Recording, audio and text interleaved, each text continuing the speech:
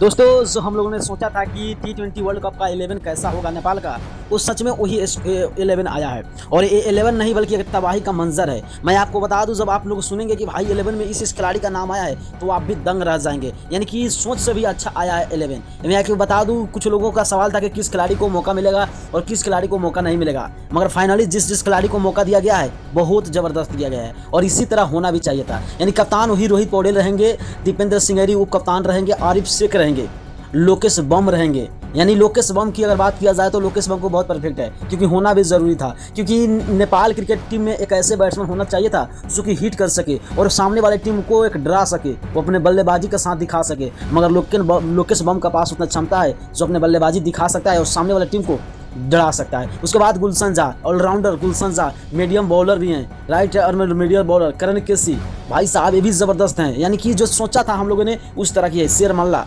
नंदन यादव, संदीप लामेछाने। यानी कि सोचो कि जिस खिलाड़ी का नाम आया है उसमें मैं आपको अगर परफेक्ट बता दूं ऑलराउंडर की तरफ, तो सबसे पहला नाम आता है वही कुशल भुरतेल, दीपेंद्र सिंगेरी, आरिफ शेख, लोकेश बम, गुलशन झा। यानी कि अच्छा ये बहुत अच्छा है, क्योंकि नेपाल क्रिकेट टीम को जो चाहिए था वो मिला है और ये टीम आखिर आने वाले दिन में तबाही मचा सकता है। और आज का मैच जीतने में सबसे बड़ा भूमिका होगा वो दीपेंद्र सिंगेरी का होगा। आपको क्या लगता है? अपना राय जरूर कमेंट करें और हो सकता है इस वीडियो को ज़्यादा से ज़्यादा शेयर करें।